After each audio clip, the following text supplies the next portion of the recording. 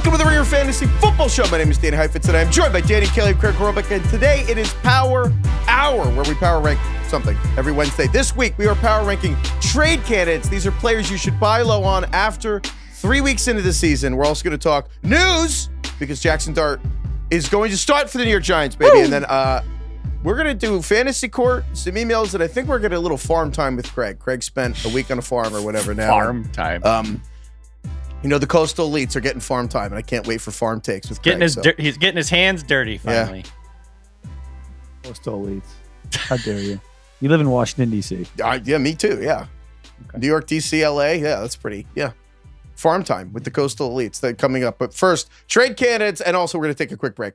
This episode of the Ringer Fantasy Football Show is presented by Hyundai. The all-new Hyundai Palisade Hybrid proves that an incredible SUV is so much more than the sum of its parts. It's more than a spacious interior. It's more than being able to navigate difficult terrain. And it's way more than driving farther than you ever thought possible. It's the all-new Hyundai Palisade Hybrid. So much more than just another SUV. Visit HyundaiUSA.com or call 562-314-4603 for more details. Okay, we're going to get to Power Hour. We're going to go through all these buy lows. We're going to go through a bunch of players we think you should trade for after a few weeks. But first, I don't care about any of that. Jaxson Dart is going to start for the New York Giants in week 4 against the Chargers.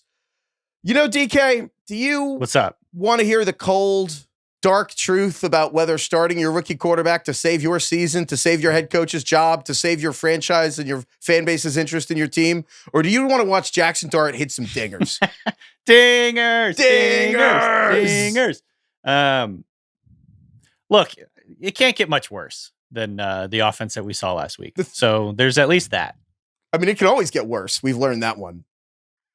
Yeah, but I like to think on the bright side. So at the very least, Jaxson Dart is going to be able to scramble around a little bit, present a different type of style to defenses that Russell Wilson simply cannot bring anymore. Probably won't even hit the goalpost with a single pass all season. Do you think it was that fourth down or that goal line series that really cemented it for Russell Wilson, or was this kind of the plan all along? Honestly, yes, I do. I can't unsee that. Throwing it away on can fourth down. It. I mean, Sunday Night Football, the Giants had the ball at the goal line with down 15 with 3.5 minutes left, which again isn't impossible. Especially with the Giants defense is playing. You score a touchdown, and Russell Wilson threw the ball away 3 of 4 plays. Like he literally threw it into the tunnel. He threw it into the tunnel. He threw it and hit the other goalpost with the other 2 plays. At that point, I mean, they're 0-3. Your odds of making the playoffs, I think, are like 3%. 0-4, it's basically 0. The entire season's already over. Benching Russell Wilson's easy. I think the question is, like, you should put Jameis Winston in, whoever. I hope Jaxson Dart's ready. I'm excited. I'm in season. I'm going to just hope and pretend this is a great idea. And if he plays well, then this is awesome. Maybe Brian Dable could save his job. If Dart plays like ass, then it's like clearly Dable just is trying to save his cheeks. But I don't know, Craig, I'm purely just excited about this, but do you think this is something dumb teams do, or do you just think Dart is just a first-round quarterback and should play? I think most of the time, we discussed this in August, most of the time, if he's going to be good, he's going to be good. Like whether it takes a little extra time, like if Dart's going to work out, it doesn't matter when you play him, whether it's week 4, week 7, or week 11. They're bringing him in. Everybody, the Giants have the hardest schedule in the league. And so the thought was like, when can you even bring him in? It basically doesn't get easy until week 13 when they play the Patriots or something like that, or week 10 against the Bears. They're bringing him in against the Chargers. And then the next week they play the Saints. But then it gets really dicey. It's Eagles, Broncos, Eagles, Niners, Bears, Packers, Lions. Oh my. I think the Giants fans needed this, and you have to do this, and it's totally fine. And honestly, this might be a nice middle, because if Daboll waited till like week 13 to start Dart, and he was like, okay, for 5 weeks, the Giants go 4-13. There's an argument that Daboll should get to come back, because this is the guy he drafted. You need to see. But now, week 4, he's going to get 13, 14 games at Jaxson Dart. If Daboll sucks and is terrible, maybe there's a chance that they kick Daboll out if Dart doesn't perform in these 14 weeks. What do you think about that? I agree with that totally. Dart, I hope he's good. I really just hope they don't screw him up. Honestly, You know what's nice about Dart? I feel like a lot of times with rookies, I mean, we saw with Caleb, it was like, I don't know, is he a leader? Do the teammates like him? Like, what's actually going on? It seems like everybody loves Jaxson Dart. The vibes with the Giants, although the team is terrible, is like weirdly not that bad. We were joking about doing a power ranking of the worst vibes in the league, and like the vibes on the Giants to me are not bottom 5 in the league, even though they're a bottom 5 team. I mean, they like Jaxson Dart. It seems like the teammates like one another. I like at least that the guy coming in to play quarterback is maybe the most liked quarterback on the team, even though he's a rookie. I like that. Just to zoom out for a second on the Giants. Let's say for a second Dart's actually good. I know I'm a little biased, but I look at the Giants and to me, I've been pretty realistic about this team for the most part. In the heat of the game, I get excited, but like I'm pretty realistic about them. And I do think this team is different than even a few years ago because you're like Dexter Lawrence, Brian Burns, Abdul Carter are like blue chip defensive lineman pieces at the hardest spots to find. And then you look at Andrew Thomas as a legit left tackle, Malik Neighbors is a legit wide receiver. That is like 5 really important blue chips at 5 important spots. Cam Scatabo is a fun player that will be in a good rookie contract. That is hard to find and frankly progress, and it is easier to find all the auxiliary pieces. And Giants fans, what we're telling ourselves is if Dart is good, you fix the offensive line. Everything else you can figure out. You can figure out receivers after your number one guy. You can figure out cornerbacks. Like the Giants have defensive line, you just need the offensive line. But if Dart's good, that is at least what I'm telling myself. Yeah, I mean, I think what you can get out of this season, I think, is like a narrative thing. And it's like you're building the foundation of what will be like the new version of the Giants after basically being terrible for a really long time. And like you said, there's good foundation. There's some good skill players. There's some reasons to be excited. Scatabo is looking awesome so far. Obviously there's tons of talent on the defensive line. But I think you have to be realistic about Dart too. Like you keep saying, if he's going to be good, I think there's going to be extreme highs and lows with him, and you got to just be ready to kind of weather it. Especially with this upcoming schedule of very, very hard defenses. These defenses make good, experienced veteran quarterbacks look silly. So like just be ready for some highs and lows. On that note, the Chargers, of all the teams to put him in against, the Chargers, they're undefeated. Herbert looks amazing on offense, and the Chargers defense looks like one of the better units in the entire NFL. Yeah. It's a little terrifying, to be honest. They're kind of, honestly, DK, am I cynical for thinking, players sometimes they're like, oh, he made a business decision. You know what I mean? He's thinking about, I look at this is a business decision. This is the head coach knowing that they need to throw ownership a bone and get the fans engaged again. They need to keep butts in seats, and they need to get people like excited about this team. And also, they can't start 0-4, or people will once again stop coming to these games throughout, because that is ultimately what the owners care about, is they notice when the seats are empty. Am I cynical for thinking that? No, you like in terms of this is more just about like getting fans excited than actual good creating buzz. Football. Is this like, if you're trying to win this week, are you playing Jameis or like, is this the responsible thing to do? I think so, actually. I mean, it's there is the discussion. You have to take this into account, like the idea that you can ruin a quarterback's confidence. That's always kind of in the back of your mind. But at the same time, I think that among the veterans on the team and basically everyone on the team, like, what's the point of playing Russell Wilson anymore? Kind of, you know what I mean? That. Like, what's the fucking point? What are we doing here? It can't be a situation. Same with Jameis Winston. Yeah. What's the point of playing Jameis right now? Like, this is not a playoff team. You need to see what you have in Jaxson Dart. I guess you wait a week till they play the Saints. Sure. No, it's not about just keeping a cupcakes thing. I guess I think I'm more into like rookies should probably sit more than most people. I'm okay. Like Tom Brady sat, Aaron Rodgers sat, Patrick Mahomes sat for a year, which no one remembers. Like in particular, probably should sit. Yeah. Yeah, and I'm a little bit like, I understand you maybe like tick-tock on the clock, like you want to get the guy, but part of me is maybe the Giants just don't have the coaching stability to do that, but that alone is why organizations stay bad. I guess it's like, if he's good, that's awesome, and if he's bad, I'm going to be like, well, maybe he needed more time in the oven.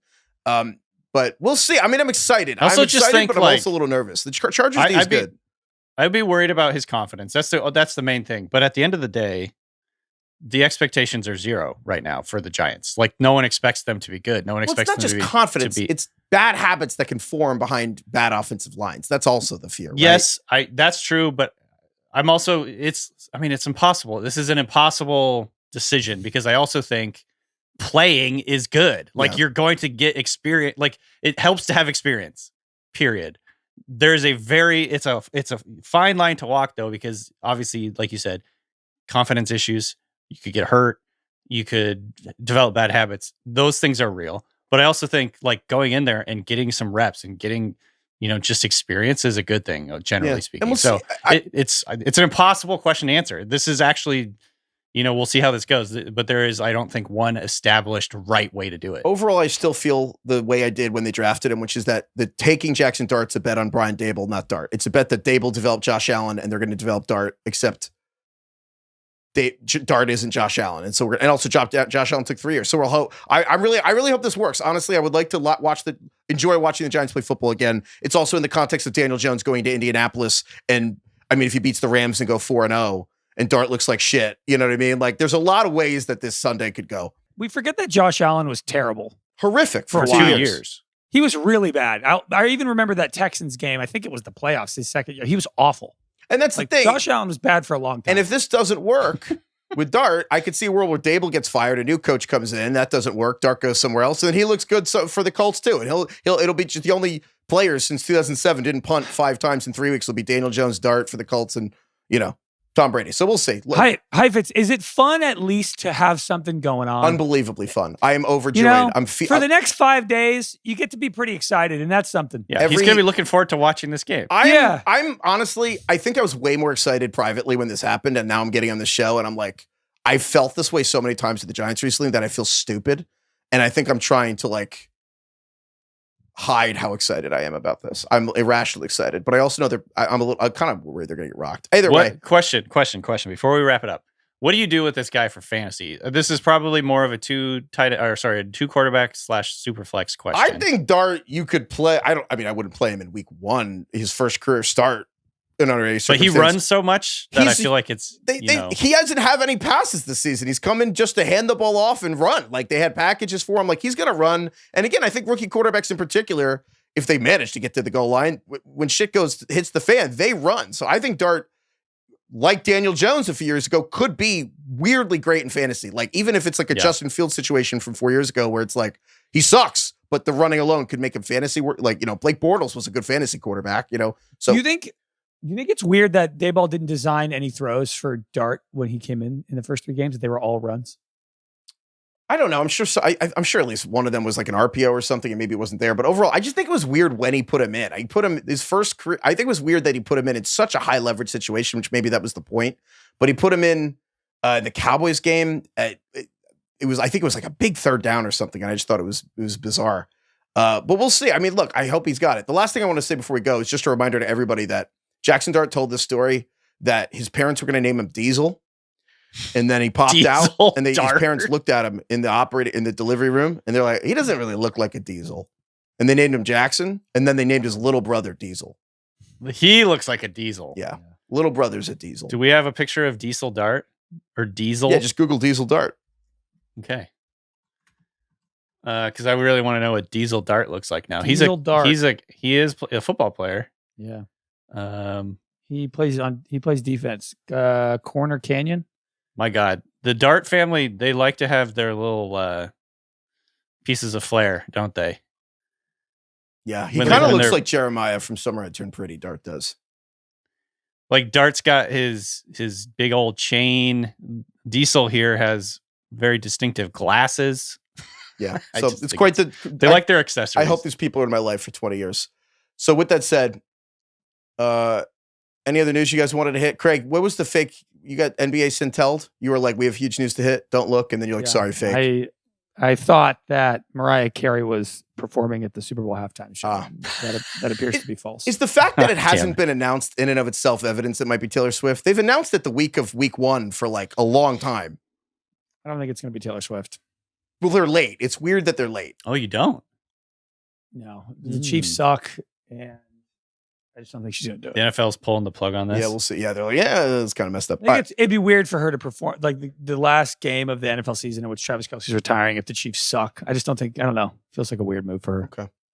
All right. I want to get to just buy lows and just trade advice. And I want to start with just kind of like zoomed out for a second about just like general trade advice, which I think is always helpful for people, which is maybe it's basic and obvious, but contact all the winless teams in your league. Anyone who's 0-3 or even 1-2. No one wants to trade if they're 3-0. Go full vulture mode. Circle like a vulture. Really, people are panicking. Unless you have James Conner 3-0 and even 2-1, people are feeling good. 0-3, people are like batting down the head. Yeah. Shoot him like a, hey, how are you looking to improve your team? Like, how are things going? What do you need right now? Yes. Hey, man. Help Are you them. doing okay?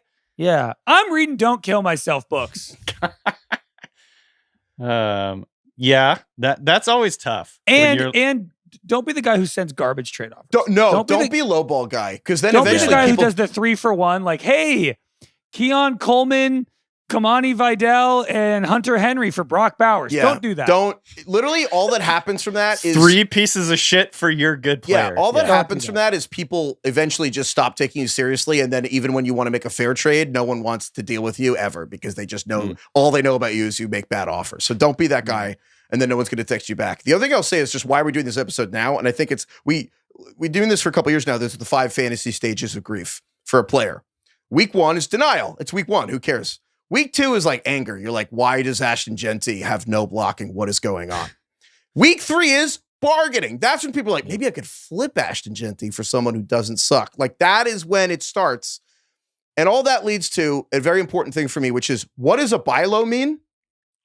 And to me, it's really simple. Like, buy lows put the EU in value. Like, literally, if the person doesn't kind of regret drafting the player, it doesn't count. Because there's no This discount. was a good catchphrase.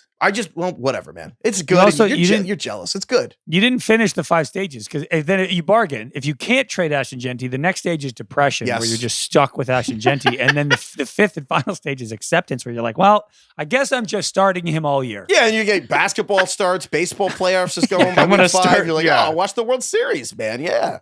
Like, yeah, no, you really do want to keep the 5 stages going. But I can't stress enough, some of these players were suggesting, you're going to be like, oh, him? Yeah, that's the point. That's why it's on sale. Like, and I think an example to me is Saquon Barkley is underperforming. Saquon Barkley is like the 13th running back through 3 weeks. Saquon Barkley is not discounted. Like, no, if you try to trade for Saquon, he does not cost significantly less than he did 3 weeks ago. Not at all. Ashton Jeanty, who is not a top 30 running back, who has yet to have a good game in the NFL, the person who took him really regrets that. And it absolutely costs less to get Ashton Jeanty than it did 3 weeks ago. That's kind of the point. And so if there isn't an element of disgust or shock at who we're talking about, it probably isn't that easy to get them, unless they're on an 0-3 team. Yes. It's like, if you're mild, like somebody like Nico Collins, who's like mildly underperforming, you're not going to be able to send some garbage offer for Nico Collins. You need to only target people who are truly terrible now. It especially also if they're like a first round pick, people just are irrationally attached to their first round picks. Or players on their favorite team. Like, don't just like, Jamar Chase, it's harder to get. You know what I mean? It's just, anyway.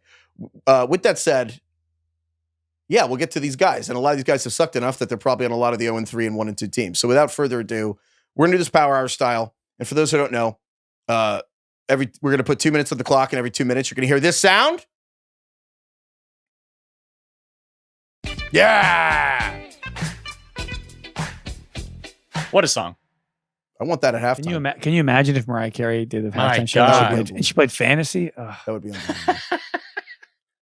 All right, I power rank these. If you don't like the order, well, I made the order, so it's just yell at me. But yeah, you guys sent me who you picked, and then I ordered them. So just if you don't like the order, I'm surprised this guy's number 1. I'm doing it. That's like the whole point, to be honest. Mm-hmm. So we're starting with number 1. DK, you sent me number 1 buy low after 3 weeks in fantasy football. Lad McConkey on the Chargers. Yeah, Craig. First off, why are you surprised? Like, because what context do you mean? I mean, well, I guess I think Lad's a good player, but I think that what we're seeing out of Keenan Allen and Quentin Johnson is real. And so I don't really see a path where Lad McConkey just takes over unless one of those guys gets hurt. But I'm curious what your argument is. Okay, so first of all, the Chargers are not the Chargers I think a lot of people picture when they say the Chargers as a really run-heavy, balanced slog of a team. This is a team that passes a lot. They are second in the NFL in pass rate over expectation after 3 weeks, according to Fantasy Points. Herbert has 108 pass attempts, which is 7th most in the NFL. So this is a good environment for receivers. There's a lot of passes to go around. There's very good quarterback, and a lot of big plays are there to be had. Lad right now, obviously, has started slow. He's 3rd on his team in total target rate. But if you look deeper at like first read target rate, and some of his separation scores, it's clear to me that he's still a very good player.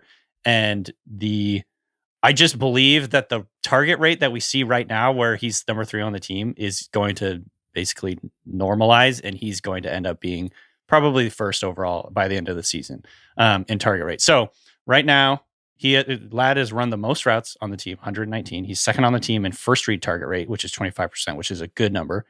He has 20 first read targets Quentin Johnson has 20, Ladd has 19. So he's still a very big focal point of the offense. It just kind of hasn't worked out for him. He has the best separation score on the team, according to Fantasy Points, best route win rate. He's a good yak creator, but he hasn't really gotten a chance to do that much so far. I just think it's just been one of those weird things where he hasn't gotten as many big play opportunities as the other two guys have, and that's going to normalize as the year goes on. I actually think he will end up being the highest targeted player on this team. I mean, he better. That's kind of the point, though. I think, Craig, your surprise, though, is the reason he's a good buy low. Someone took him thinking they were going to get a steal, and they're like, oh, my God, is he the number 3 receiver in this team? And those people are probably thinking of benching him. And that's kind of a huge thing, is if you're thinking, like, if you look at someone's, it looks crazy, but if someone's added Quentin Johnson, and they have Quentin Johnson and Ladd, they're looking, most people are kind of glancing and they see Ladd has 10, 7, and 6 points, and Quentin Johnson's like the number 3 receiver in all of fantasy right now. And they're like, how many weeks in a row can I keep benching Ladd? Or sorry, can I keep benching Quentin? And at some point, I think you could swoop in. And I do think overall, Ladd will be the guy who's the leader in this team. Yeah, I agree, TK. I saw Matt Harmon making this point, and I couldn't agree more. He's like, I think right now, Quentin Johnson's the wide receiver 4, and Keenan is the wide receiver 5, and then Ladd is like the wide receiver 40 or something like that. And that is not going to be how it ends up at the end of the year. That's like where I'm making this bet. I feel like all of those guys, you're right. I mean, them being 4-5 versus Ladd at 40 is nuts. But to me, I see that all centering with like all of them are in like the wide receiver 20 to 30 range. And it will be hard for Ladd to separate himself. It's just my view. Yeah, that's fair. And I think, to be clear here, I'm not necessarily saying Ladd is going to end up being a wide receiver 1 on the year, being like a really elite fantasy player. What this is more like, I think there's a chance to buy value here, and he's coming at a big discount because I think people are scared. He is far and away the wide receiver 3 on this team so far, and I think people are willing to start panicking a little bit on this. Number 2, fantasy buy lows after 3 weeks. Craig, you submitted RJ Harvey, the rookie running back for the Broncos. Yeah, he's been incredibly disappointing, unstartable through the first 3 weeks of the season, and this has kind of gone the way we have expected. The J.K. Dobbins thing is working for Denver right now. He's playing very well. But if you look at how much RJ Harvey's playing, it's like he's basically playing a third of the snaps, and he's a complementary piece in the offense. But this stuff takes a while. DK has always been big on like, wait on rookies. Sean Payton has a great history with running backs drafted this early, guys that he goes after. And if you look at it, I think eye test, RJ Harvey looks good. Some of the underlying metrics, RJ Harvey looks good. Harvey has the lowest yards before contact per rush on the team, yet he has the best yards after contact per rush on the team. And what we're seeing with J.K. Dobbins, this is what J.K. Dobbins does. He did this last year. First 2 weeks of the season last year, he had 260 yards. He averaged 9 yards a carry on the Chargers the first 2 weeks last year. After that, he averaged 55 yards per game, 3.5 yards per carry, and then he got hurt. I'm not wishing that on J.K. Dobbins or anything, but I do think that he's a guy who slows down as the season goes on. And if you combine that with like the natural trajectory of rookie running backs, I think it's kind of easy to get RJ Harvey right now, to be honest. Like, I think people are sick of him. I was going to say this is nice because it's not going to cost you an arm and a leg to get him. No. I think the thing that is really key here, and again, like obviously I've gone off on Sean Payton in the past based on his just sort of capricious attitude towards playing guys in different weeks or whatever. But he did say the other day that eventually he wants to go to a 2-man rotation at running back versus a 3-man. The big impediment right now for RJ Harvey is less Dobbins and more Tyler Bidet. Well, and last week we saw, is it Bidet? Yeah, apparently he's going by Bidet. Well, it's because he doesn't want to be batty, but he's a baddie. Tyler Batty. So, but I'm calling Beatty. I like Beatty. Beatty. Yeah, Bidet, he barely played like last Warren week. Beatty. Yes, he barely played last week, which was a good sign.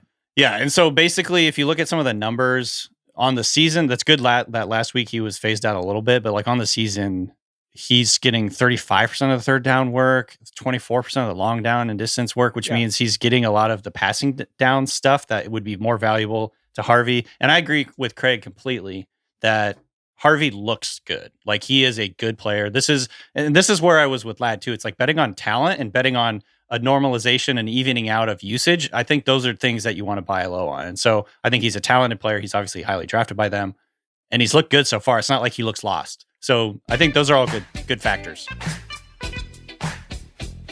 I like that one a lot for Harvey. And to that point, I think people need running backs, and it's hard to identify running backs that people will trade away, because the reality is every year we get here and people want to send receivers to running bks. People are like, but I need the running back. Harvey's a good example of a guy that actually might, he might be on available. The waiver wire, and that's why I put him so high. Crazy. Because if you're 3-0 and you are 2-1 and you have the chance and you need a running back, I think it's doable.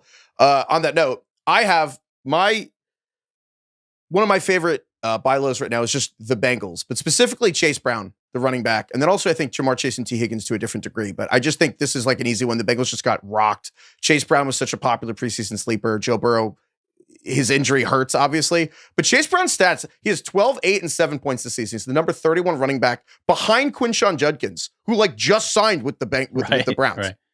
He's behind Ja'Cory Krosky-Merritt.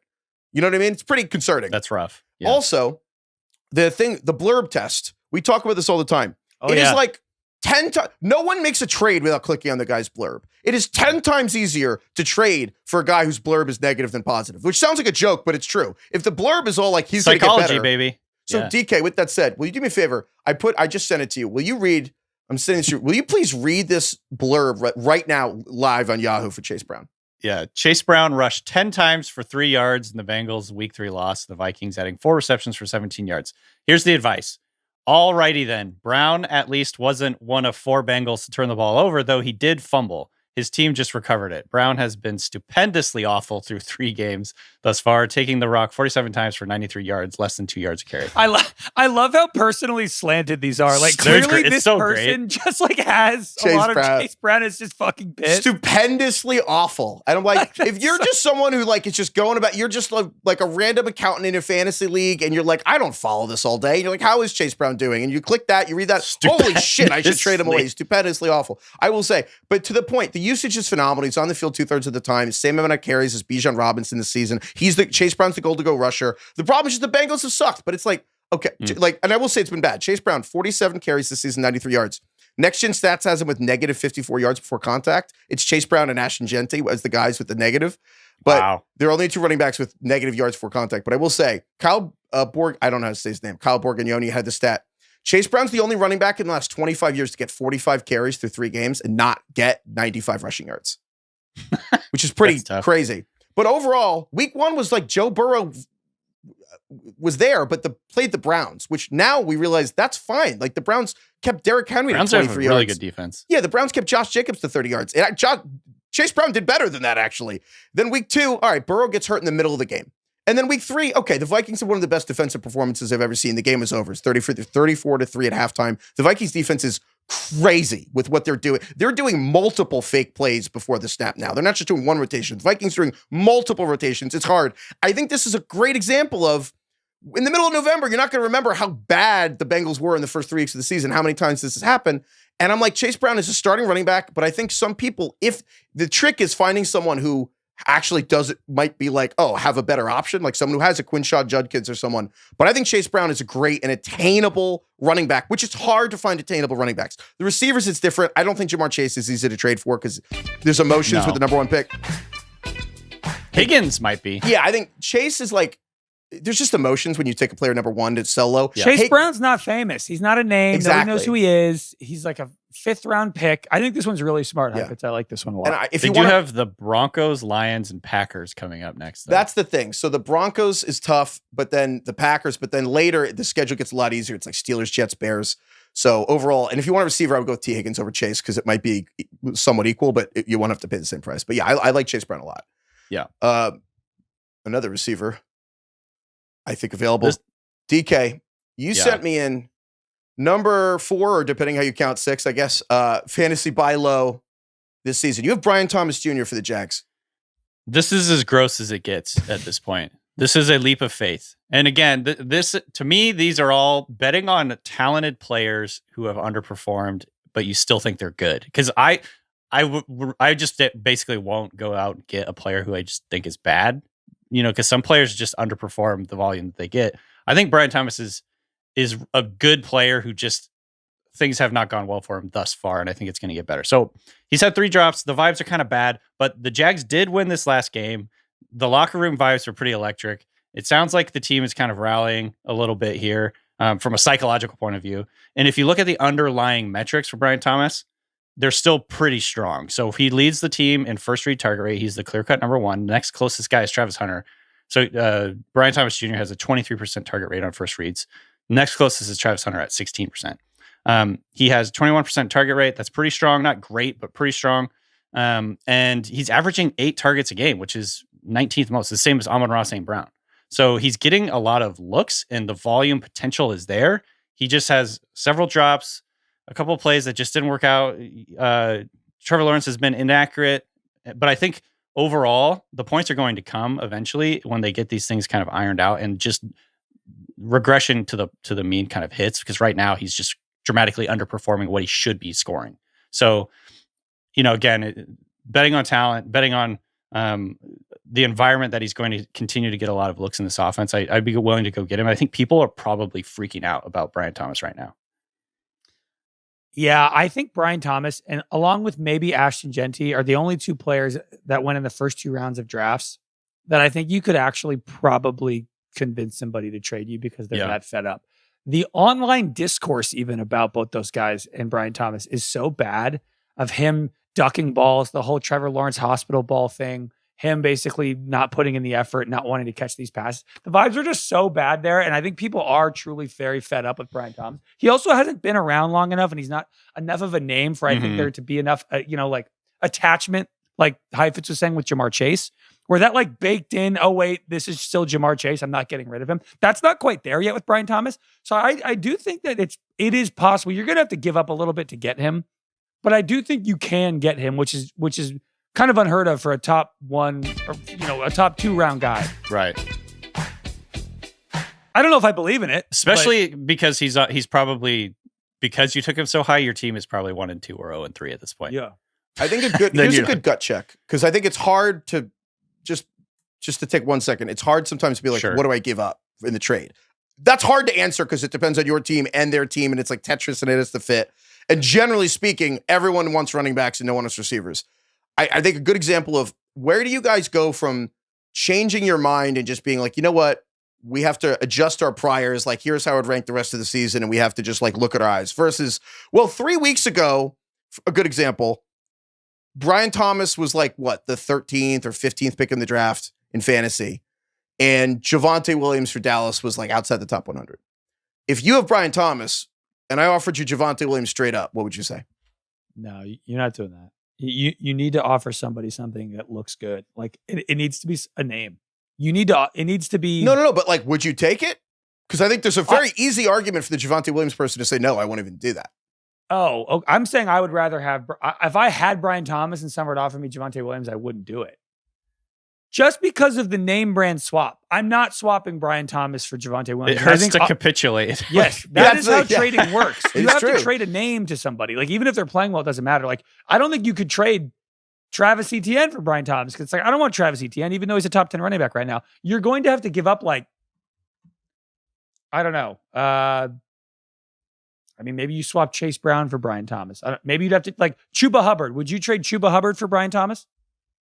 Oh, I'm out on Hubbard. Yeah, Hubbard I'm concerned about in a serious way. I don't think he has a huge grip on that job as much as Rico Dowdle's playing a lot at the goal line, and then if you're not the goal line back for the Panthers, I don't know if I want you. Yes.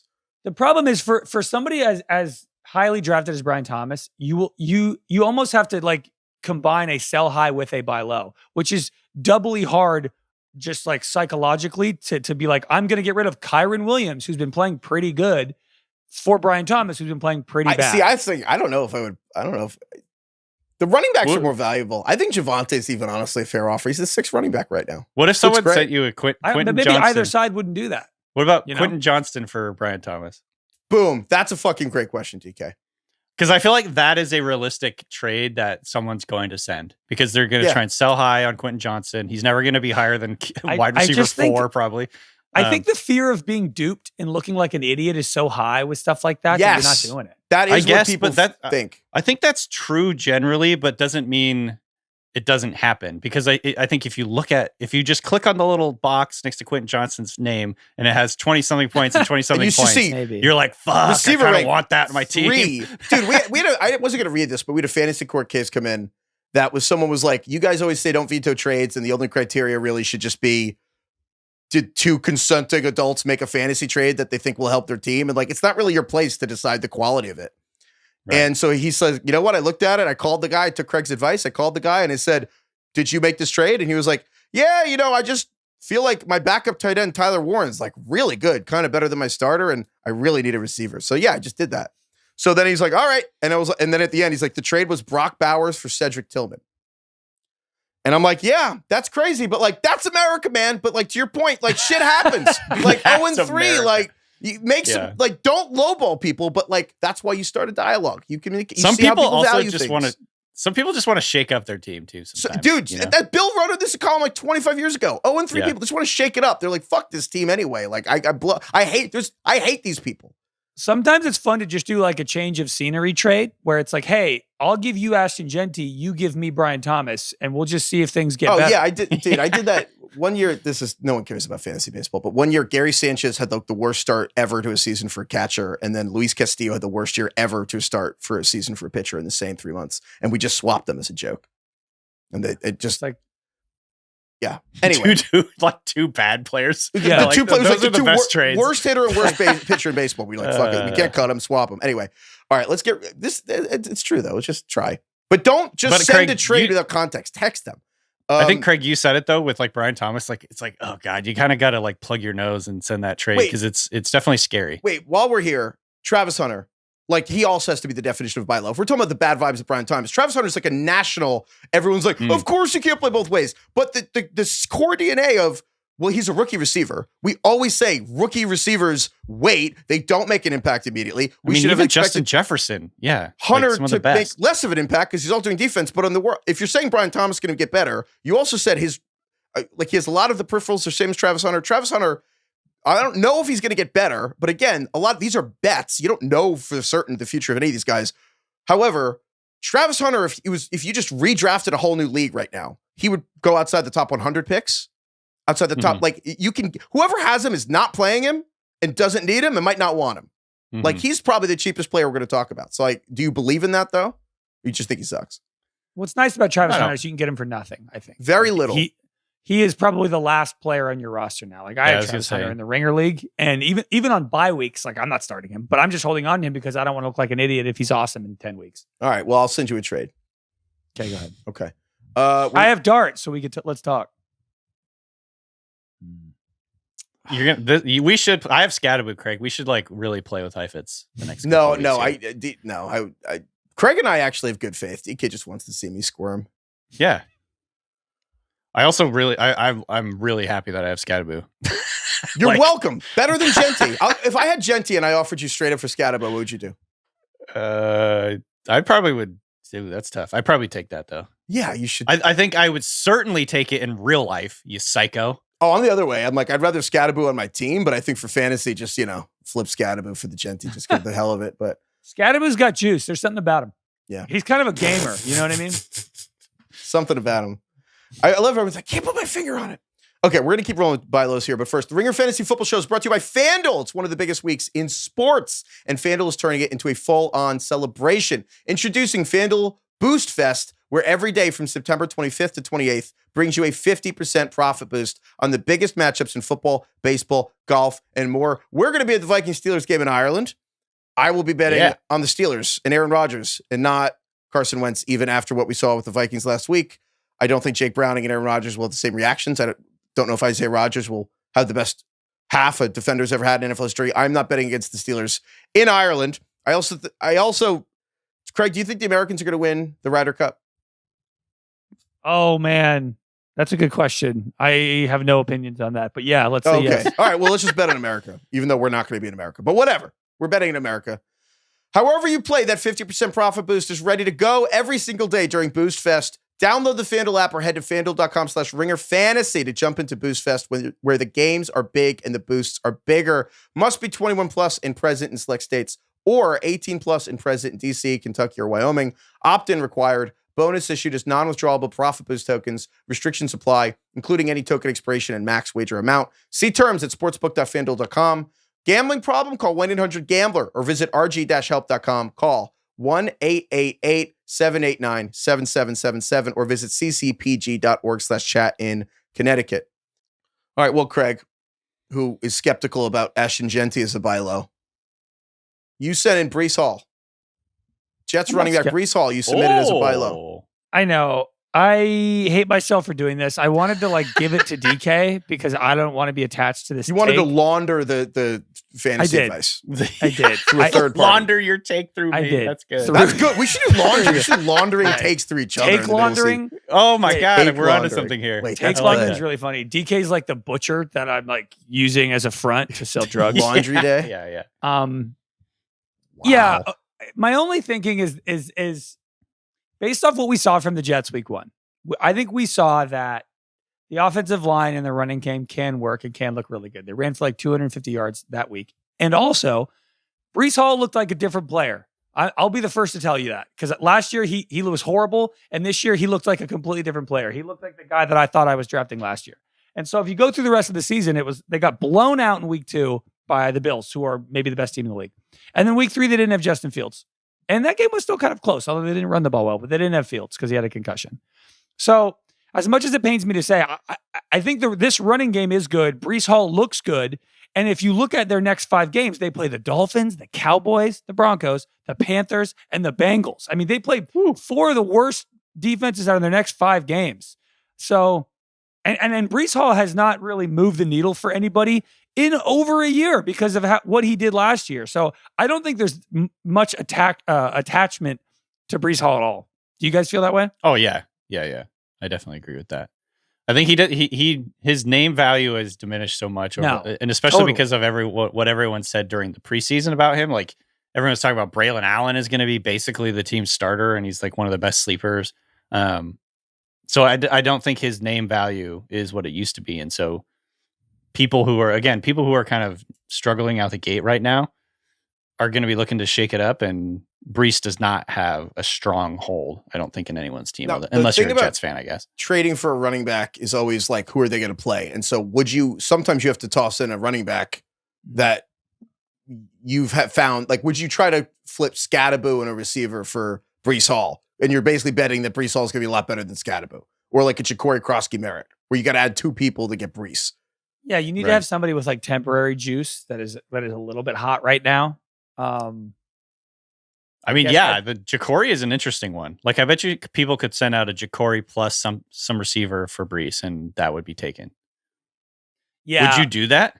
The worry about Scattaboo is with Tyrone Tracy out for a little bit, Scattaboo is going to get a lot of runs. It's kind of why I brought him up. I'm I think you could probably get more for Scattaboo at this point, honestly. What do you think is a better backfield? Lamar doing read option with Derrick Henry, or Dart doing read option with Cam Scattaboo? What do you think is a better? It's a good question. Yeah. There's just something about Dart and Scattaboo. I don't know what it is, but it's maybe I can't quite put my finger on it. But at the 1 yard line, who would you 1 yard line, they get 1 play. Who would you take? Not even close. Scattaboo. Scattaboo will find a way. You know what I mean? The best team, the greatest team ever that we don't trust even a little. The Ravens. Before we move on, though, I do just want one more plug for Jeanty, which is, I don't even know if I believe that Jeanty and the Raiders offense will get better, but I just think it's rare to have such a talented hype player before just be so immediately besmirched that was taken so high. And I will just say, the Raiders' first 3 games played the Patriots, which I think is underrated. And I'm like, it's this first career game. I don't really care. Second game was against the Chargers. Chargers kind of seemed like they're kicking ass. And then the third game was, all right, it was a little concerning, but Washington's run D is probably better than you think. And I'm like, I don't know. Is the Raiders? Basically, I just think Jeanty's worth exploring. That's all. I think if someone would take him and is really I'm upset I took him. I didn't even want to take him by inertia. I think explore. Who do you think you could trade for Ashton Jeanty? I don't know. That's the thing. I think you need someone who has. You almost need sometimes you need to just explore and see if they actually blame him directly. And like that person, Would you trade Kenneth Walker right now for Jeanty? No. I don't Would know if I would. Would you trade Travis Etienne for Jeanty? I'm just throwing out running backs right now. I would. But Definitely. I would do that right throw now. Dobbins. Throw a Dobbins. Dobbins trade just out there. banking Dobbins against plus. Yeah. Oh, absolutely. I would get rid of Dobbins for Jeanty. Javonte Williams. I'm going to keep bringing up Javonte. Would you trade Javonte I'm for asking Jeanty? you. That's an interesting one. God. It's very hard. It's very hard. Yeah. I think it's one of them where it's like both people, the ultimate Bill question, who says no? And I'm like, if you're Jeanty, you're like, no, I could have added him off waivers maybe. And then if you have Javonte, I kind of think that's a trade where both sides say no. I know. Well, that's why I bring it up. It's hard. It's hard to make trades. That's why I try to put thought in this Jeanty's episode. tough. He has too much. I honestly think it's still a little early for Jeanty. This is why the most important advice I think we give is to work with the 0-3 and 1-2 teams, because it's hard to make fantasy football trades. It takes time. And the people who are 3-0, frankly, aren't going to put in the effort and time to change their team when it's going well. The people who are 0-3 are just more open to it, and just text them and find someone who actually wants to make a trade and start with like the players on your team they're interested in. Speaking of which, next one I have here. Actually, Craig, you sent Calvin Ridley in for the Titans, who was one of your boys over the offseason. I know. I'm just doubling down on this take. Yeah, I was going to say, this is kind of bold, considering how he's looked. Yeah, he's been really bad. 4 points, 7 points, 3 points. But look, he did this last year. He was terrible for the first month of the season last year. He was 83rd in yards per game, and then he finished the year 17th in yards per game.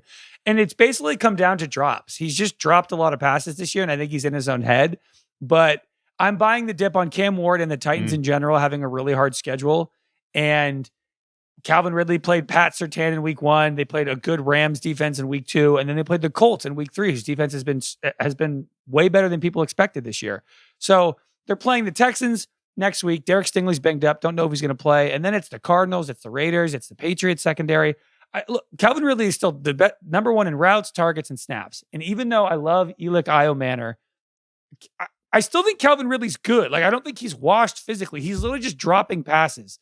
And so I think everybody's completely fed up. You've probably started him for 3 straight weeks. He's not a sexy player. He hasn't been great in a while. He's older. Yeah. He's older. Like, I think he's really easy to get. And this is kind of the same exact thing that happened last year. And I'm like, Cam Ward's probably going to be better the next 10 games than he was the last 3 games. So I'm just betting on all of that. Would you trade... If you had DJ Moore, would you go get Calvin Ridley? I'm just throwing out a few names here.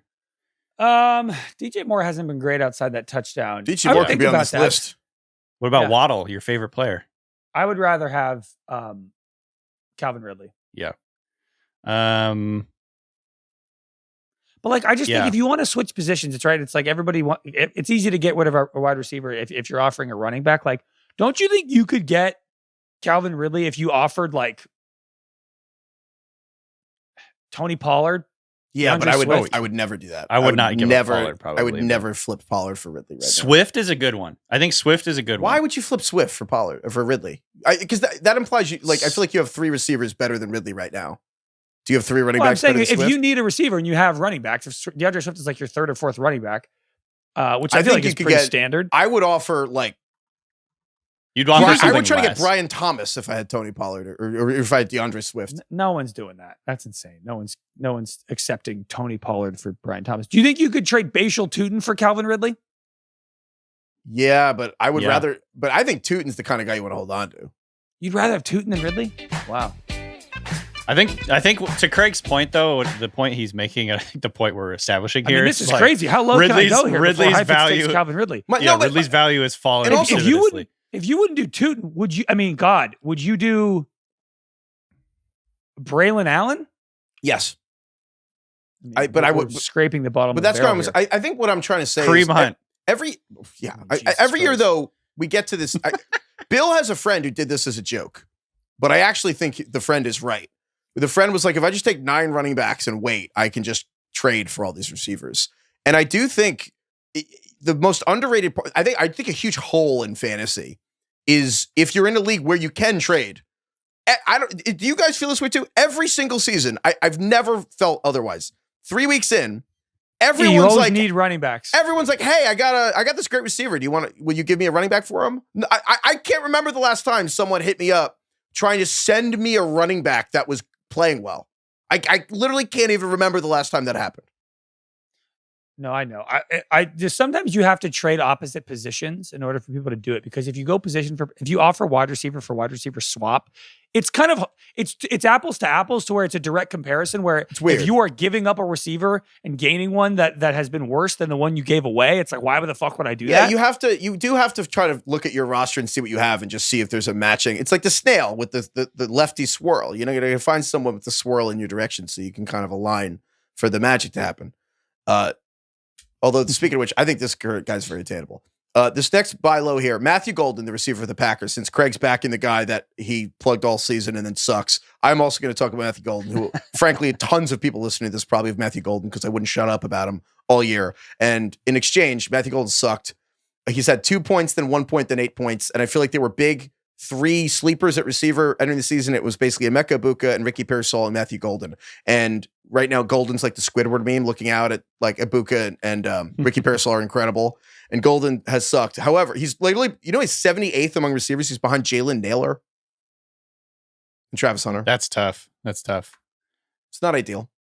I will say, though, we've tried to slam it into people's heads that you have to wait a little bit for these rookie receivers. Not always. Obviously, Egbuka looks great immediately. Sometimes that does happen. Tet looks great.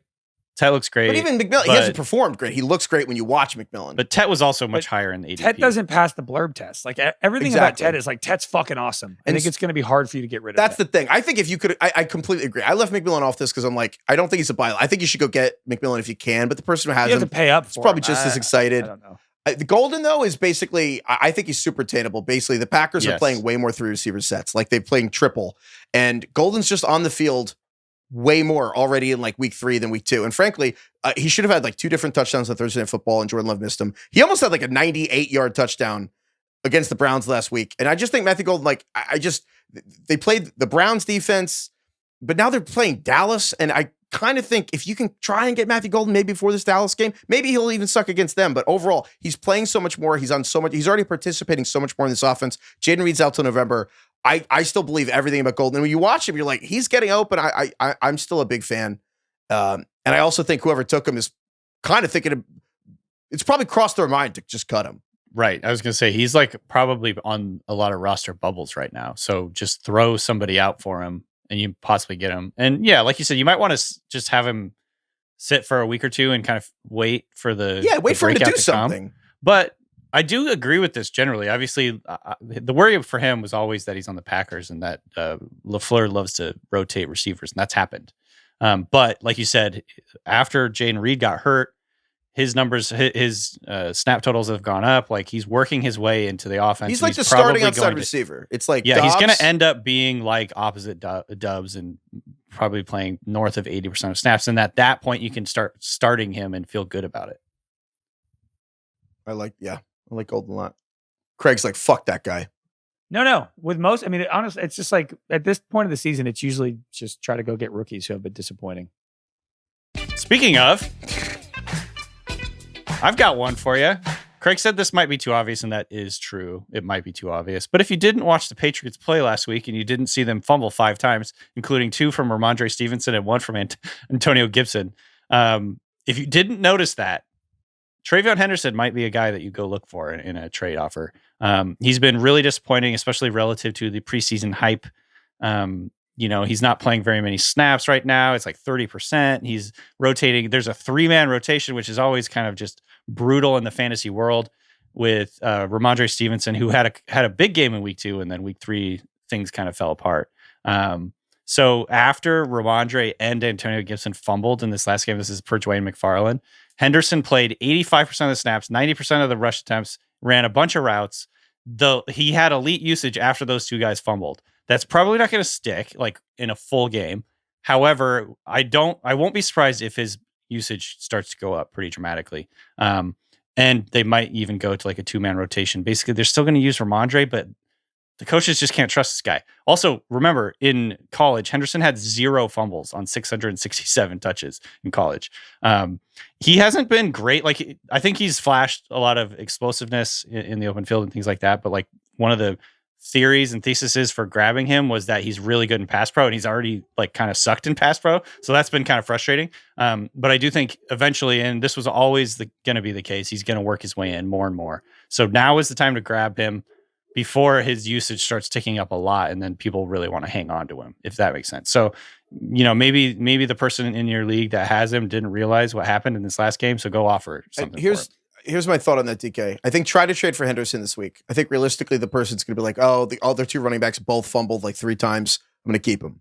I actually don't think Mike Vrabel's going to change the rotation this week. I think he's going to keep it the same. Then that person's going to be like, oh shit, maybe Henderson just won't play, and then they'll think about the offer. Trade next week. If TreVeyon is not great again for fantasy next week, then that's the week to bounce. Yeah. But I agree overall. he got pushed up a lot of draft boards. I think he was like a 4th, 5th rounder or 3rd rounder sometimes. And he's definitely been disappointing so far. So there's probably owners out there that are like, God, this is just not working. It's a great song. Incredible song. I want to just give a few more names here. We don't have to do the whole 2 minutes for it, but basically, I don't even know if I necessarily believe in this one. I just want to shout out Chris Olave, who, if you just look at fantasy points under expectation, is like number 1, which means that if you look at his targets and usage in the offense versus actual points delivered, he has the biggest gap, which sounds bad, but you basically expect the biggest rubber band of Chris Olave has been the guy who you expect the most points. But the Saints suck, and it's a little scary to be like, oh, the joke is he kind of turned Chris Olave into Wan'Dale Robinson, or maybe I should say Travis Hunter, where Chris Olave is just catching all these passes around the line of scrimmage now on a bad team in garbage time. It's a little scary to recommend him, but I do think if you can close your eyes and take this guy on a terrible team with a concussion history that I don't like to see get tackled in a full PPR league, yeah, he should bounce back. So if you can stomach that, yeah. But I actually know if I want to go full throated there. But I do think if you if you can handle, if you just kind of treat fantasy football like a spreadsheet, then and you kind of don't aren't going to watch the Saints, then yeah, you could go for Olave. The other one, Rashee Rice, is just 3 weeks in. The worst thing ever is a guy suspended 6 weeks and then someone comes in 6 weeks later. It's like, will you trade me him? It's like, fuck you. I waited this whole time.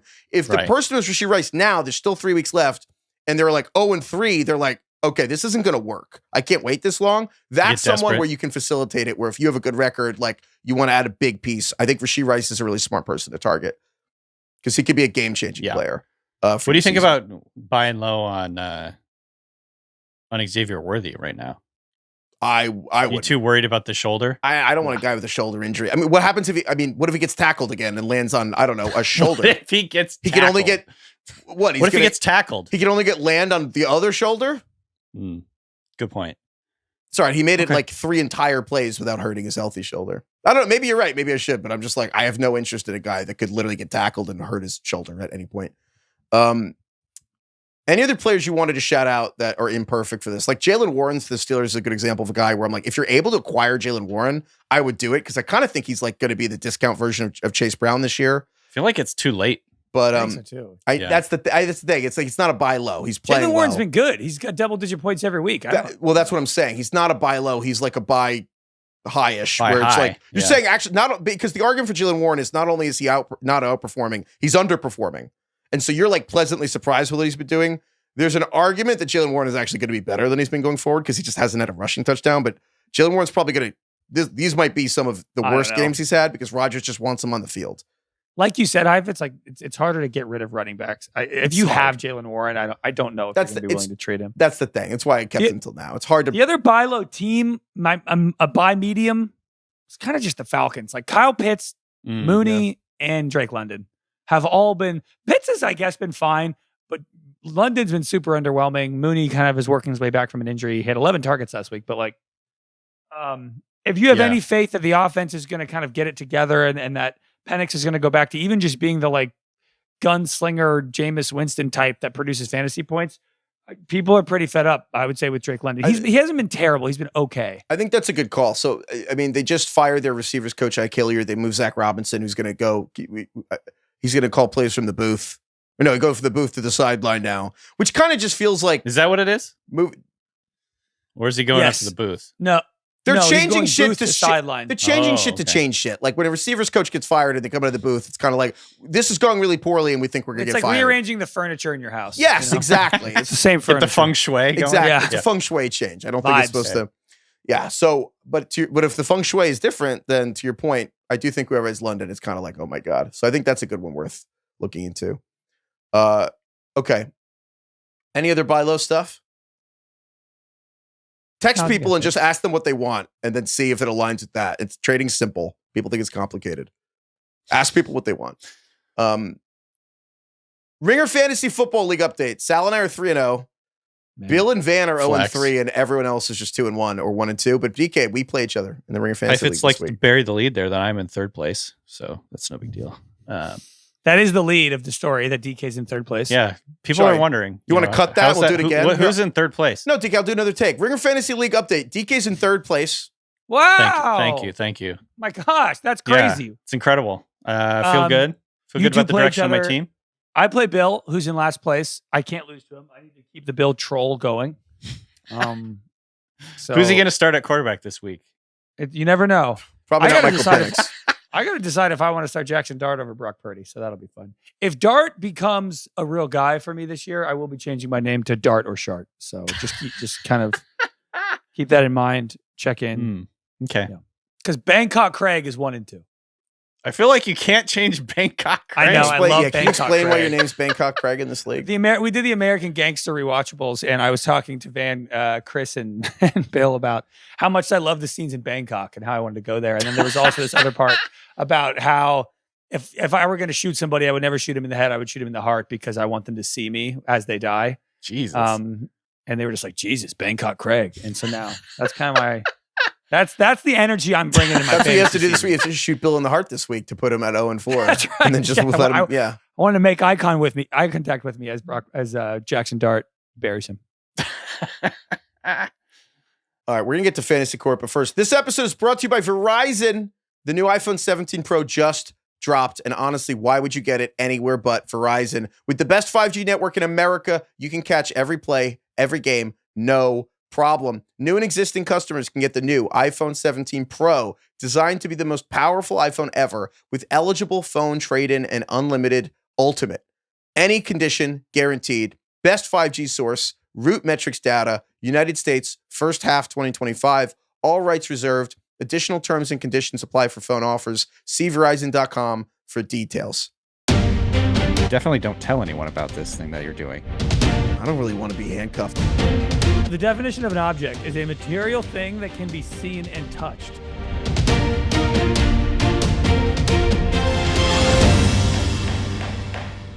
All right, Fantasy Court. We got a Fantasy Court case here from Daniel. Danny! Debunk. Danny! That was me. That was Jack Nicholson from The Shining. Danny!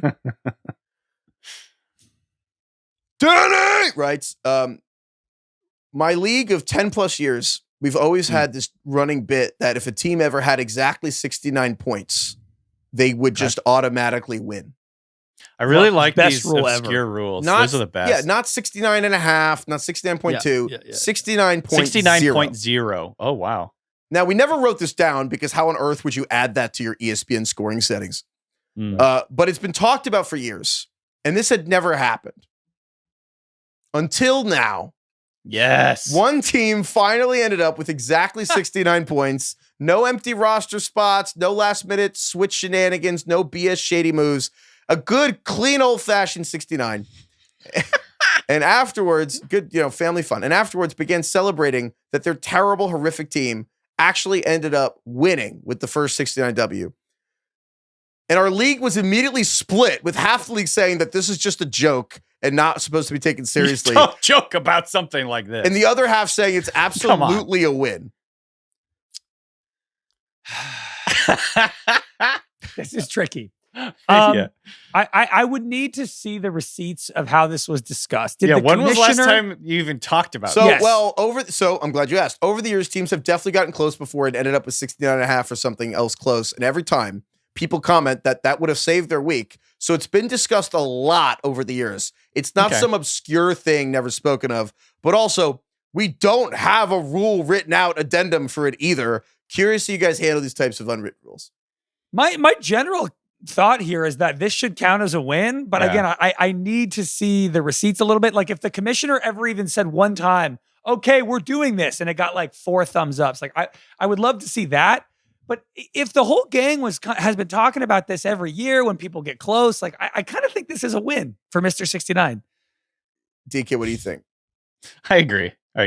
I also, just because I like leagues that implement these types of things. It's fun. It makes things, shakes things up, even if your team is doing poorly, obviously, like in this case.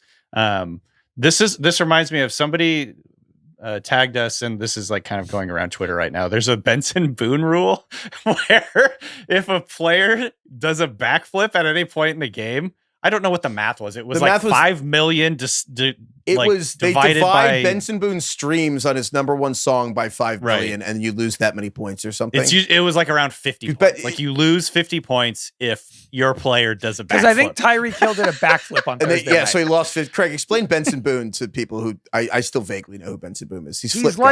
He's like if Imagine Dragons and the Lumineers combined into one human being in 2025, and then only just did flips on stage. And his thing is he does backflips. He does little flips. He's like a little gymnast, and he jumps off pianos and things on stage, and it's very whimsical. And he has a mustache and he wears a leotard.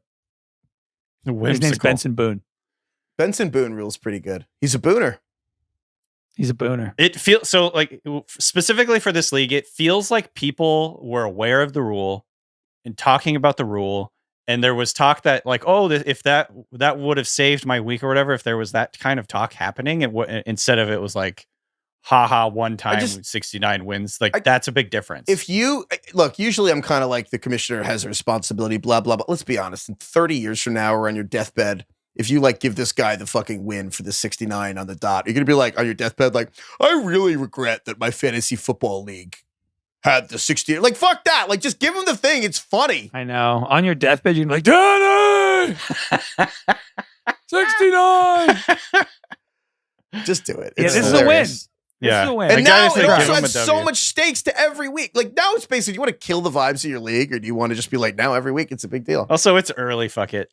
Yeah, it doesn't matter. Yeah, because to be honest, like, the other guy still gets the points. Like, let's say I have 69 gets the win. If the guy who loses has 140 points, like, he still gets the points. I actually have a good compromise. Okay. For this first time, they both get a win. This guy who beat him gets a win because it was unclear. But the guy who got the 69 gets a win. And going forward, it just flips the result. That's very kind of you. But fuck him, fuck the guy who lost. I kind of think so. All right, cool. All right, DK, you're the deciding vote then. It's up to you. I agree with Craig. All right. Don't go halfway. Okay. No, you can't go halfway on a 69. Put that on a quote card. We're putting that on Instagram. You never go half 69. All right, let's get to some emails. Emails. I want to start with just a crazy athlete nickname that we asked for those. Oh, right. And someone sent in that Corey Maggette in the NBA, Corey Maggette's nickname was Bad Porn. Okay. What? Why? A lot of penetration and scoring, but are you really enjoying what you're watching? Oh my God. Dude, Corey Maggette, one of the most ripped NBA players of all time. Bad porn. That has to be the. He could get to the hole. Yeah. Oh my Lord. You're right, Craig. Look at those arms. Massive. Well, that was good. Wow. Who emailed that in? Do we know? Oh, yeah, sorry. Oh, no, I copied and Bad pasted. porn. I'm sorry. You know who you are, whoever wrote bad. That's The good. Corey Maggette guy. Thank you. Incredible. Or gal. Thank you. Okay, wait. Another one. This one's from Chris. C-Bone. Christopher. Welcome. Or K-Bone, maybe. Now it's a C. Okay, C-Bone. Chris writes, when I was in high school, we had this incredible football player named Jesse, whose family moved to our school district for his senior year. He joined the football team and was immediately the best player. He ran. Love when that happens. He says, I believe he was running back, ringer, defensive back, kicker, also ran track. I was on the track team. Because I threw discus for the high school. And one day we're doing discus practice. And in the middle of the way of the season, Jesse just walks by the discus people and he just looks at the discus and picks it up for the first time ever and just completely using totally wrong, improper technique, throws it further than anyone on the team had ever thrown the discus. Just raw athleticism. Who was this? Like Built Jesse diff. Palmer, Jesse James? Like who was Jesse this a real Owens? NFL player? Yeah. This So guy. coach saw this, puts Jesse in the discus for the next meet. And he goes to the next meet and he wins he comes in first place at the next meet. That's Damn, fucking the legend awesome. of Jesse. Keep him throwing discus on the season. And Jesse goes to States, finishes top 5 in the state for discus.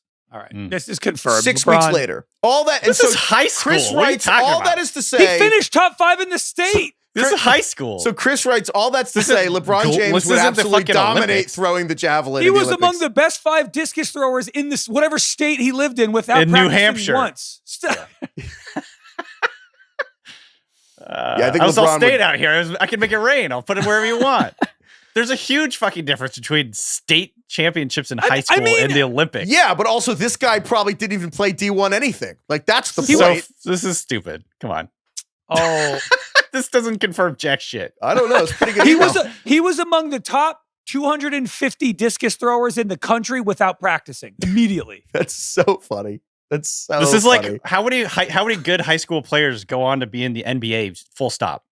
Okay, well, like okay, how about this? 0.01%. One of them is LeBron. This guy we're talking about is LeBron James, who is the best basketball player maybe ever. Let's be honest. Oh my god, I love And he's these got arguments where you can't. There's like no way to actually have an answer. Yeah, it's why analytics ruined a lot of sports arguments because everything can be quantified now. Which is awful. Stuff like this is the best. Yeah. Like, could LeBron medal in the javelin in the Olympics? It's that's what first take. I should just be think doing. using some random high school is like a really bad example. of why this Speaking works. of arguments, What can we use? What else? If you used a fucking person that went to the Olympics after just picking up a fucking javelin or any fucking sport, he could do it. If I ever meet LeBron and we get him on any if I ever get to just talk with him, the first thing I'm going to ask him is this: Would you guys rather have Mariah Carey let us use fantasy for our show, wow. or have LeBron James like throw a javelin and we get to be there and film it? I want that. I want the Mariah, come on. javelin. No. Okay. Speaking of We'll get emails Mariah, that though. DK says aren't going to be very definitive, we got an unbelievable email from Marcus. Something just from my heart. Mark. M-Bone. So for those who don't, Mark. also his Gmail Anybody avatar watch is Severance? Mark. his Gmail avatar is Patricia McLovin. Arquette. Literally, McLovin? It's Hell yeah. McLovin with Mark next to him. DK, will you summarize what the argument we've been having about Stonehenge is? I don't remember what the time frame was. Is it your whole life? The idea is If you had basically your whole life. I think it was your whole life. I get the if you rest. had your whole yeah. life, but no heavy machinery. Yeah, no, like you had what they had. Could Heifetz and a group of his friends build Stonehenge? like 20 or 30, could I 30 or 40 people like build Stonehenge and we have like 50 years. I'm upset with ourselves. We should have gone back and was it 30 or 40 people? I don't remember how many. Fine, people you 20, were whatever. allowed I'll to take have. 20. That's fine. I don't care. That was the point. Was we have like the more important we thing have to me it- was do we we- have 50 years. We have like a do we long have time. Do we have emails from Marcus? in we this? have- because apparently he solved the problem here. for Yeah, no, Heifetz. Marcus didn't, but a guy in Flint, Michigan did. Okay. Let me tell you about this. Is he guy. there? Well, no. He built a Okay. replica of Stonehenge in his backyard. Mm-hmm. Now it is smaller. However, Okay. he's Okay, 60. so immediately we've lost the plot. No. He's 60. I was like, this guy's got a big backyard. Listen, he did it by himself. Mhm. He did it alone. This 60-year-old guy has found a way. There's like local news on this from the 90s. He moved there's a video. They just showed up. He can move 1,600 pound blocks by himself. Like he found a way to move literally like a ton of football field in like one day. So this is so he, just to go into this, I tell you the technique, but like, I know you're probably skeptical. This motherfucker moved his point was it scales. So he showed a little one. He moved a 16,000 pound stone in his backyard by himself and got 1,600. it upright. No, he tried the 1,600. Then he did 16,000. He moved a 16,000 pound stone by himself. 16,000 Yes, pound he stone? did. Yes, 16,000. So it's Not it's- 1,600, 16,000. both. He can do anything. It doesn't matter. There's a video. People like, I don't believe you. There's a video. His son posted a video of him moving his son's barn. It's a 30 by 40 barn. He's just fucking spinning it. Here, Like- okay.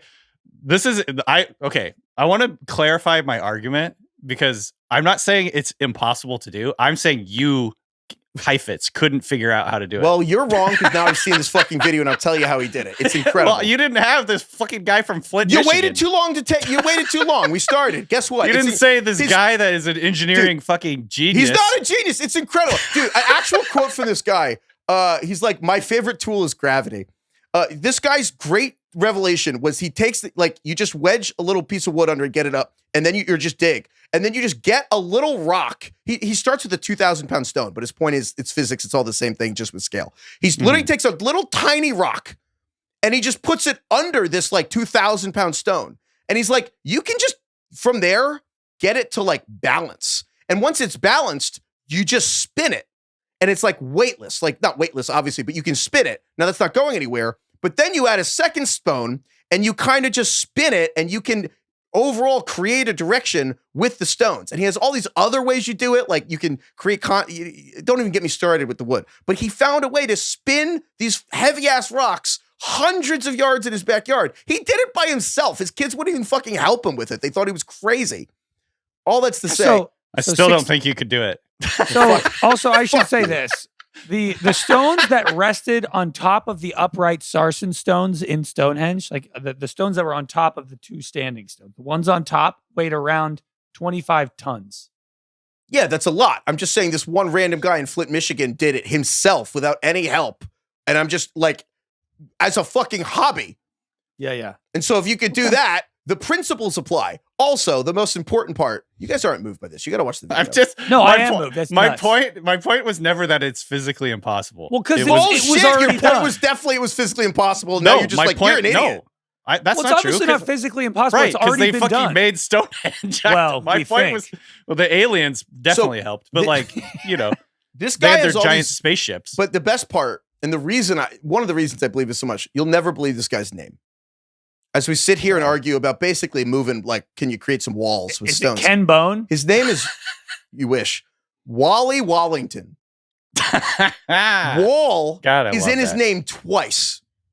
And he rebuilt a replica of Stonehenge. Wait, is his name Wally because his last name's Wallington, though? Because that's not his I don't know. It's just so what was the heaviest stone Wally was working with? 16,000 pounds, which is 8 tons.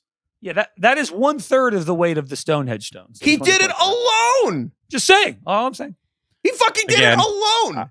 I would just like to point out once again that I was doubting your mental aptitude for figuring out how to do it, not the fact that it's well, guess what? I'm just going to fucking find Wally's sons and we're going to do it. I don't even need 40 people. Also, I think 3 you can people tell someone how to fucking ride a bike, but it's actually hard. This doesn't seem like an easy thing to pull off. I'm not going to lie. I thought you guys would be a little more impressed that someone just fucking built Stonehenge by themselves. It's different because you saw it. Yeah, I can tell. It's a third the scale. He built it. You're right. I can tell that I've been radicalized by this thing. It's a third the fucking size and he just did it. And he literally, no machinery, nothing. It's fucking used wood and stones. This guy sounds like a genius though. It's one of those dude, I don't even know. Is he he's a retired construction worker. He's a construction. He's not even an engineer. He's just a construction worker. He just literally moves stones all day. He's on a construction lot his whole life. And he just was like, I could figure this shit out. And his friends, honestly, it was like this though. His friends were like, no, you can't. And he fucking did it. How long did it take? It's honestly we had this argument, but then I spent the rest of my life trying to figure it out. I think if you had this guy, you could do it. How about that? Yeah, he died, so. Well. He's dead? I think so. I actually don't know that for sure. I hope he's not. Did a stone fall on him? Anyone knows Wally Wallington or their sons, I beg you to email us. Wally Wallington and please, Sons. If you know the Wallington sons or Wally Wallington. Wally Wallington and Sons Stone movie. And if you do know their sons, please don't tell them about that really crass joke I just made. I didn't mean that. Which one? I didn't want that he got crushed by a stone and died. I didn't mean that. Oh no, he did actually pass out. He did get injured once by this. He almost crushed his feet multiple times. And I mean, you're working with heavy stones here. Yeah. 16,000-pound stone did move me a little. He got say that. upright. Like he also figured out a way. He didn't just move it. He figured out a way to get it. He stood up the 16,000-pound stone. Well, that's He stood it up. he needs to get it. He needs to get it on top of two other stones that are standing up. This is where you're getting caught up. That this guy did all this, and he also oh my. You're not impressed that we gotta watch the video. I can't believe you're unmoved by the. What do you want us to do? I thought you want me to take off my shirt and run around? What do you want me to do? I thought you guys wouldn't be like, well, did he even get the stone on top? I'm like, this motherfucker stood up a 16,000-pound stone. You're not even interested in how he fucking did it. Did he get the stone on top? I don't know. I was trying to find more video. A lot of the videos are from the 90s. He actually sold on his DVDs. Wait a minute. Did he recreate Stonehenge or not? Did he have the stones on top or not? I think he died before he totally finished it, but he did get some of them on top. I'm seeing some pictures. All 8 or 9 or Craig, whatever. I'm seeing some pictures of like full. It's not small, man. Well, I don't know what you call these, but like, yeah, he got the stone on the top. He did get some stones on top. But DK, you're looking at the picture. It's not small. No, it's not small. Again, to be clear, and this is again more just for fun a bit. I don't think you could figure it out. Okay, fine. I think someone with experience with levers and pulleys and all this shit more likely that I could do figure this out how to do it. Or LeBron could beat every single javelin person in the world on his first try. LeBron. Yeah, that's definitely the right answer. For sure. Okay, definitely the right answer. All right, good. I think LeBron could figure out how to make Stonehenge. Okay, that's called compromise. We need more of that in modern discourse. DK, last one here before we get out of here. We have to. Craig has been on a farm for a week, and you started telling us about how you watched. He's building his own Stonehenge out there. Yeah, I just want farm time with Craig. Craig, tell us about what it's like on the farm. It's very peaceful. It's very. I get it. I get why you want to just throw it all away to go live on a farm in the great outdoors and not be bothered by anybody. But I went. This is a working farm, and there are little baby calves and cows and bulls. And today we went and saw the little baby calves. It's very cute. And I learned how bulls are castrated. Are you guys aware of this process? Jesus. I think I am. Go ahead. I don't know. I believe they kind of. I'm going to get it wrong. I read a book that described this once, and they, a leather-bound book, but they kind of hold the thing down, and I think they crush them when they're kids, right? Like they kind of crush. Christ. So what I was told today was that there's basically this plier-like device, but with rubber bands at the end, and they don't crush your balls. They squeeze the ball sack essentially to the point where they cut off the blood flow completely, to the point where basically the testicles just die because of lack of blood flow, and then they kind of eventually fall off. Why are you telling us this? That's what I learned. That's what I learned today. Jesus, I wanted to tell you guys. Show and tell. I have a jar of them here. Hold on. I got that bastard's eye, though. Oh, my God. But yeah, but they do it when they're really young. They do it when they're very young. Okay. I got to say, there's worse ways. There's worse ways for that to go, I would say. Right. Yeah, like what Heifetz suggested. Crush them with a giant stone. Drop Stonehenge on You just need a couple pulleys and levies. Easy. You don't need modern technology. My favorite tool's gravity, baby. Oh gosh. You know what else I learned? I learned that male was it? Wait, what? Who was I talking to about this? Male peacocks are only males, and females are called peahens. Did you know that? I guess cock is right in the name, isn't it? I guess. Yeah. I never thought about that. Never thought about that either. I guess it makes sense. Yeah. Pea fawn, and then you have peacocks and peahens. I guess cock is right in there. Yeah. Peacock. Yeah. Peahen. Great. These are the two things you've learned so far. He's on his way to being a farmer. Yeah. He's learning the names of things. Did pasteurized milk come up? Get some raw milk while you're there. What's funny? I met somebody at the Emmys who was born in Russia and immigrated when she was like a kid, maybe 8 or 10 years old. And she drank raw milk in Russia and still drinks raw milk to this day. That's the only milk she drinks. Okay. Cool. Just saying. There are dozens of them. And she lived. She's doing great. She's a great job. She's a great job. Smart person. Ipso facto. Seems healthy as a horse. Raw milk. Yeah. I honestly was just shocked. I've never met anybody who like actually did it or who has done it consistently. There's like the Gwyneth Paltrow types where it's like, Right. raw It's milk. like performative. Yes. But she's like, no, I've done it my entire life. I've never thought about it. There's once. that woman Like, in Florida. She had the gut biome that could manage it. The woman, You know? this woman in honestly. Florida gave her kid raw milk, and I think she gave her kid not Ebola. The kid got some horrific disease, and then she sued them, and then the milk has on the bottle not for human consumption. Oh God. And they're like, yeah, kind of put it right there. Yeah. The You know what else I learned that I didn't realize? What? Do you guys know the difference between 2% and whole milk? In terms of percentage, like the fat percentage difference. no, I don't. actually no. What do you think? Is whole like 10% or something like that? Like, is it Whole exponentially milk bigger? is only 4%. Oh, Oh, I was gonna say, yeah, I thought it was like 3. I guess in my head the whole time it's been 3. I feel like the branding of that has really tricked me my entire life. I thought the difference between whole milk and 2% milk was vast. Oh, the branding Right. tricked you?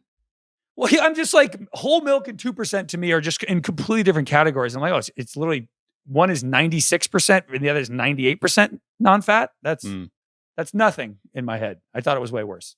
what about whipped cream? Or not whipped cream, heavy whipping cream. Probably mostly fat. Okay. It's 100% fat if you have butter, but heavy cream is probably, I don't know. That's a good trivia question. What percent fat is? As you can Ooh, tell, heavy trivia whipping about cream. farms we Craig, do very heavy well. whipping cream is 36 to 40% milk fat. Okay. There you go. Don't put that in your cereal. That might be gross. It's just funny. It's called whole milk. Mm. It's 4% They're fat. lying. So Craig wants They the are. Craig wants the real called Craig wants the advertising. 100%. Craig wants the Hundo P. I just want to drink butter. Put Don't we butter in all? my coffee. People do put butter in their coffee. That's People the whole do. bulletproof thing. Yeah. Did you know that, DK? Put it in my hair. What do you think keeps it up, Slick? Butter in the coffee apparently helps your body ingest the caffeine, or it's like a slow release of the caffeine. Something. Oh, that's interesting. Yeah. Someone's going to destroy me in an email about that. but Someone that's just some something shit like you that. that's one of those things like some shit you say to justify like, hey, just admit you like butter in your coffee. People are like, red wine, a glass of red wine helps you every week. It's like, shut the fuck up. You like wine. It's Craig fine. is our own like special RFK. Just saying wild things. Butter in the coffee. I should have made you do the testicle story as RFK. Tylenol fixes autism. That's breaking news, by the way. So. Yeah. Craig, what else? Give me one more thing on the farm that's going on. What are the animals they have out there again? There's goats, horses. Did I tell you when cows. Jackie was a kid, her older brother, when she went to kindergarten, taught her all the animal sounds wrong because he thought it'd be funny? Yes. Oh, that's So Jackie showed up mean. to kindergarten and was like, the cow goes oink. And they thought there was something wrong with her. They're like this That's so good. girl.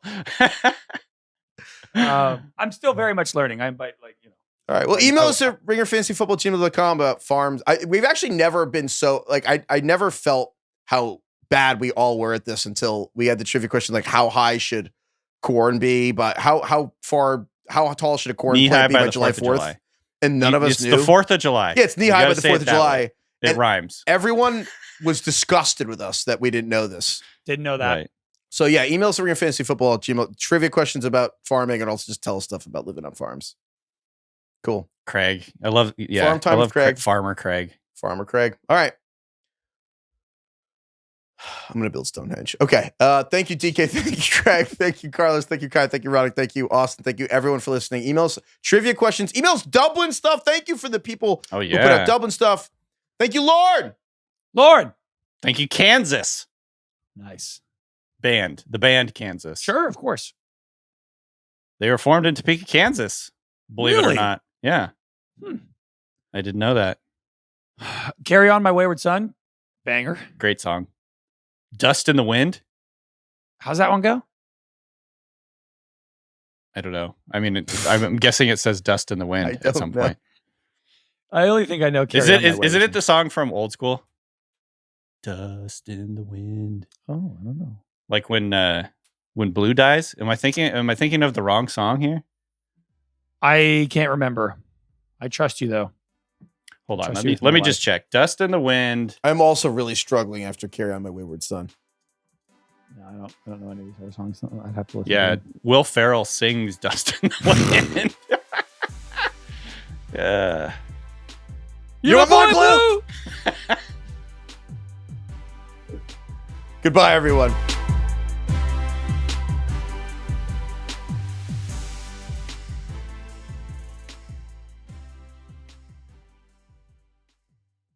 Must be 21 plus and present in select states. For Kansas, in affiliation with Kansas Star Casino, or 18 plus and present in D.C., Kentucky, or Wyoming. Gambling problem? Call 1-800-GAMBLER or visit rg-help.com. Call 1-888-789-7777 or visit ccpg.org/chat in Connecticut or visit mdgamblinghelp.org in Maryland. Hope is here. Visit gamblinghelplinema.org or call 800-327-5050 for 24/7 support in Massachusetts or call 1-877-8-HOPE-NY or text HOPE-NY in New York.